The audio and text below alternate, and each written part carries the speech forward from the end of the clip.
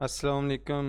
10th class simple harmonic motion and waves physics के chapter 1 के second lecture के साथ हाज़िर हूँ। तो आज का जो लेक्चर है इसमें हम पढ़ेंगे बाल और बाउल सिस्टम। बाउल अभी दिखाता हूँ मैं आपको ये, और उसके बाद हमने साबित करना है कि बाल और बाउल सिस्टम का जो मोशन है वो सिंपल हार्मोनिक मोशन है। तो इस लेक्चर में जाने से पहले मैं ज़रा थोड़ा कल का जो है वो काम बता दूं आपको, जो हमने बात डिस्कस की थी। जी, बाल और बाउल सिस्टम के बारे में हम पढ़ेंगे और साथ हम डिस्कस करेंगे कि बाल और बाउल सिस्टम का जो मोशन है वो सिंपल हार्मोनिक मोशन है। तो सबसे पहले आप लोग इस डायग्राम पे गौर करें कि इसमें देखें कि एक बाउल नज़र आ रहा है, ये जिसके ऊपर मैं माउस मूव कर रहा हूँ, ये बाउल है और उसके अंदर एक बाल रखी गई है। ये जो ब्लू कलर से आपको नज़र आ रही है ये बाल है। तो शुरू में जो बाल है वो बिल्कुल रेस्ट पोजीशन पे है, तो उस पर दो फोर्सेस लग रही हैं। उसका बाल का जो वज़न वेट है mg वो नीचे की तरफ, और रिएक्शन के तौर पे जो फोर्स लग रही है वो ऊपर की तरफ लग रही है। तो अभी देखें बाल पर जो नेट फोर्स है वो कोई भी अमल नहीं कर रही। अब ऐसा करते हैं कि हम इस बॉल को अगर यहाँ से मूव करके पॉइंट बी पर ले जाएं, तो अब यहाँ पे ग्रेविटी की वजह से, क्योंकि अब बॉल जो है इसको हम ऊपर ले गए हैं, इसकी ज़मीन से जो हाइट है वो इंक्रीज़ हो गई है, तो बॉल जो है वो ग्रेविटी की वजह से पॉइंट ओ की तरफ मूव करेगी। तो जब ये पॉइंट ओ की तरफ आएगी तो इनर्शिया की वजह से ये पॉइंट ए पर चली जाएगी, और ए पर फिर इस पर स्टोरिंग फोर्स लगेगी जो इस दफ़ा ग्रेविटी है, और ये फिर वापस आएगी पॉइंट ओ की तरफ, और इनर्शिया की वजह से ये पॉइंट बी पर चली जाएगी। तो इस तरह ये जो बॉल है वो बी और ए पॉइंट के दरमियान जो है वो मूव करती रहेगी।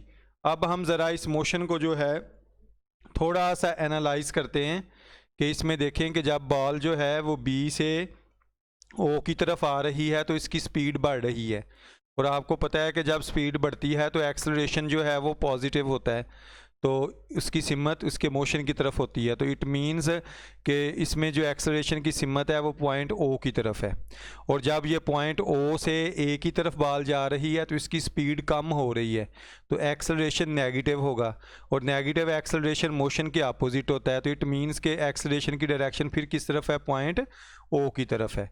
अब जब ये ए से ओ की तरफ आ रही है तो इसकी स्पीड बढ़ रही है, तो जब ये ए से ओ की तरफ आएगी तो इसकी स्पीड इंक्रीज़ हो रही है, तो एक्सेलरेशन पॉजिटिव होगा, और फिर उसकी डायरेक्शन पॉइंट ओ की तरफ होगी।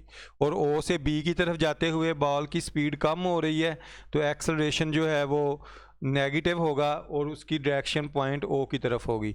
तो इस तरह हमने देखा कि बॉल के पॉइंट ए और बी के मोशन के दौरान एक्सेलरेशन की जो डायरेक्शन है वो हमेशा वस्ती पोजीशन की तरफ रहती है। तो लिहाजा हम कह सकते हैं कि बॉल और बाउल सिस्टम का जो मोशन है वो सिंपल हार्मोनिक मोशन है। इसी चीज़ को ये देखें अगली स्लाइड में जो है वो एक्सप्लेन किया हुआ है।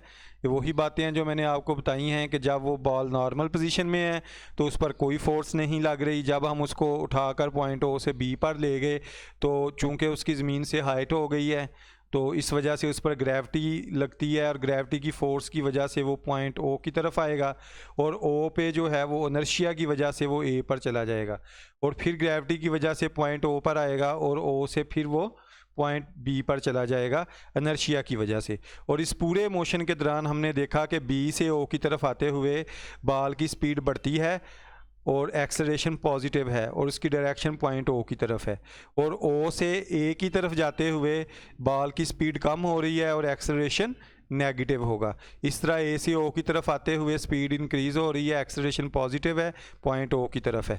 तो मतलब इसमें देखें कि ये जो पूरा मोशन हो रहा है इसमें जो एक्सेलरेशन है उसकी डायरेक्शन हमेशा वस्ती पोजीशन की तरफ रहती है। तो यही सिंपल हार्मोनिक मोशन की एक खसूसियत है। तो इससे लिहाजा ये साबित हुआ कि मतलब इसमें देखें दोनों बातें पूरी हो गई हैं। पहली बात यह है कि बॉल का जो मोशन है बाउल के अंदर वो वाइब्रेटरी मोशन है। दूसरी बात, एक्सेलरेशन जो है वो डिस्प्लेसमेंट के डायरेक्टली प्रोपोर्शनल है। तीसरी बात, एक्सेलरेशन की जो डायरेक्शन है वो हमेशा पॉइंट ओ की तरफ रहती है। तो लिहाजा हम कह सकते हैं कि बॉल और बाउल का जो सिस्टम है वो सिंपल हार्मोनिक मोशन है। बाल मतलब बाउल के अंदर बाल का जो मोशन है वो सिंपल हार्मोनिक मोशन है। नहीं जी, इसके साथ ही मैं इजाज़त चाहूँगा। शुक्रिया।